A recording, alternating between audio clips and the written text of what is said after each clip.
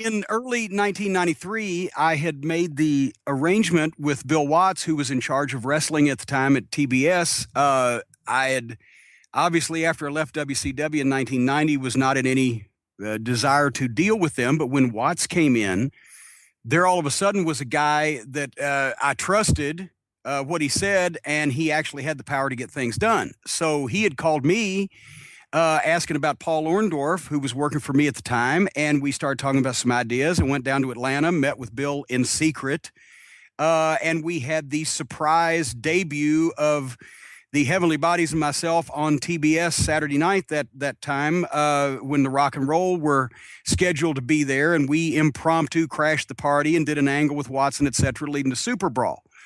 And the deal that we had made and that was going to be expanded on was that since Smoky Mountain Wrestling had not only some of WCW's biggest, most popular talent of the previous several years, including Stan Lane and myself and the Rock and Roll Express, but also we had new young talent that eventually went on, like Chris Candido and Al Snow and Sonny and Glenn Jacobs and et cetera, to be something. At that time, we were still looking for young talent at that time, and he wanted to get the first crack at them. And also he wanted places to send guys that he had on the roster that he didn't necessarily want to fire and just let go forever, but that needed a paint up, clean up, fix up, as Jimmy Hart would say. They'd been used improperly, or he wanted to give them a different gimmick, or wanted to give them 3 months off TV.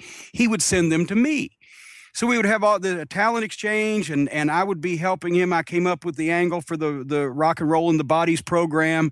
All these things were in the pipeline. And of course, as they did with everybody, Turner Broadcasting lied to Bill about the amount of control he was going to have over the wrestling product and the interference. And I know the fat guy in Pittsburgh tries to take credit for getting him fired, but that's not true, because Watts had called me a few weeks before all that kerfluffle went down, saying that he'd been lied to and he wasn't happy and he was going home. And he put my deal for the Super Brawl pay-per-view on paper so that they wouldn't fuck me off after he was gone, which they would have tried to, and I appreciated it. But as part of that deal, they had already sent Bobby Eaton up to spend 90 days in Smoky Mountain so that they could bring him back and repackage him.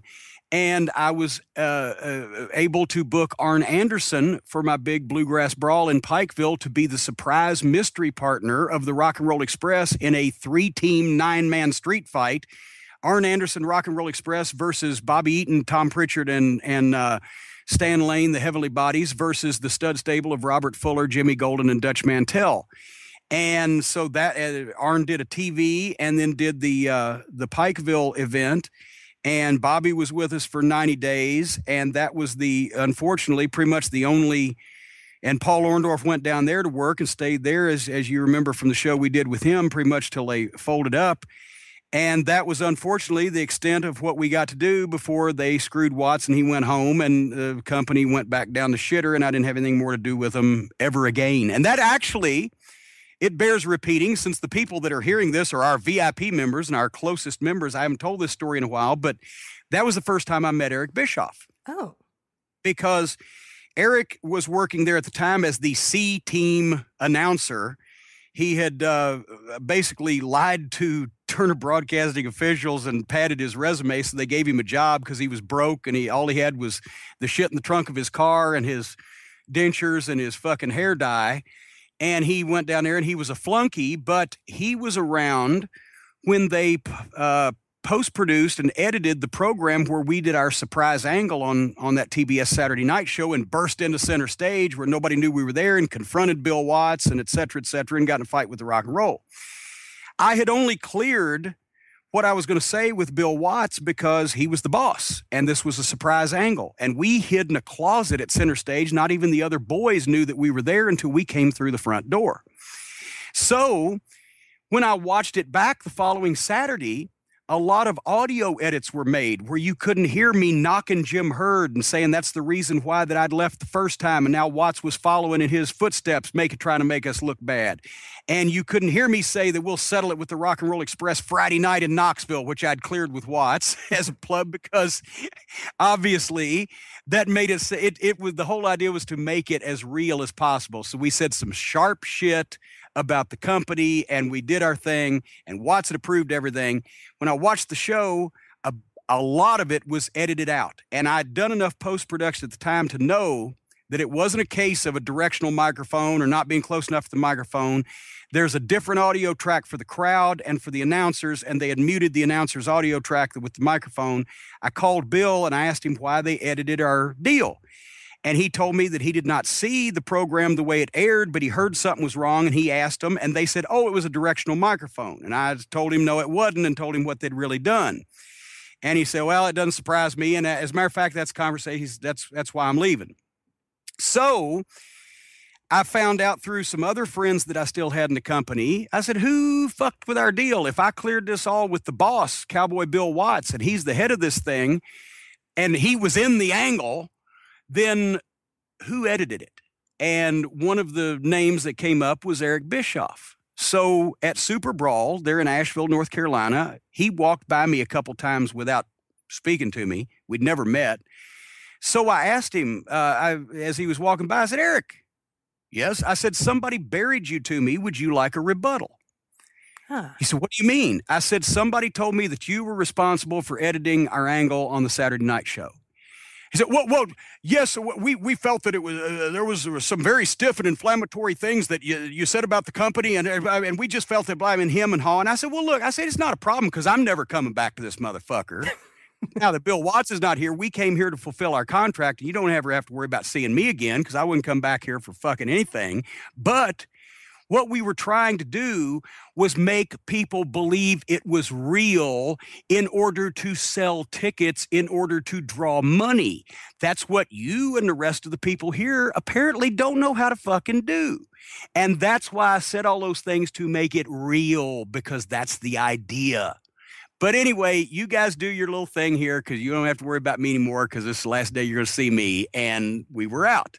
And that's why I've never liked Eric Bischoff to this fucking day, because when you fuck with my shit and make it less effective, and you fuck with my friends and try to undermine them, then you're fucked with me for fucking life, motherfucker. So if Eric Bischoff had never done anything else bad to the business or bad to any of my friends, he was fucked with me from that fucking moment. And I've never goddamn spoke a fucking positive word about him to this day, and I never will, because he's a little fucking weasel and a prick. And he's prostituted the wrestling business, and he's used it to get into it and lie about his resume. Matter of fact, he had Jason Hervey, who when Jason Hervey was seeing Missy Hyatt, because Jason was awestruck, as everybody else was, by Missy's beauty, and Jason was a little fucking midget, but had some celebrity because he was on TV. Bischoff, of course, sucked up to Jason Hervey and had Jason Hervey write TBS a letter saying, oh, this Eric Bischoff, he's a great TV producer. And if he's not going to be your head of wrestling, then we want to have him produce shit for us. And he had Mike Shields. Mike Shields was the cameraman for Vern Gagne. I just saw him in Nashville, as a matter of fact, last month. But he was the cameraman for Vern Gagne in the AWA. But he had started out working for Nick Goulas and Jerry Jarrett in Tennessee.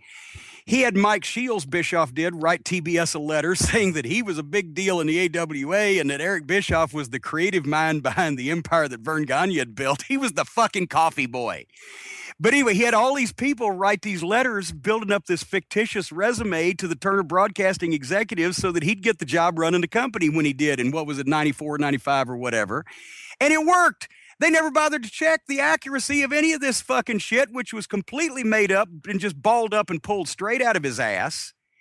And that's how they got Eric Bischoff went from Vern Gagne's coffee boy and a C-string wrestling announcer on the lowest rated syndicated program to suddenly becoming the head of WCW for Turner Broadcasting based on complete fabricated resume.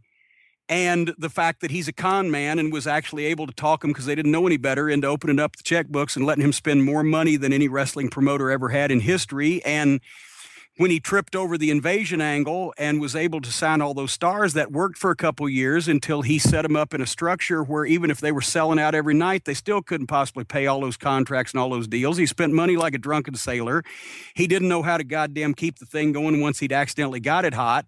and they ended up losing more money than any wrestling promotion in history until this year when the WWF loses all their money on the network and went out of business. So that's Eric Bischoff. But that was our first meeting, and that's why I've never liked him. And my initial estimation of him apparently was pretty much true, because he's been a fuckwad for the rest of this past 20 years.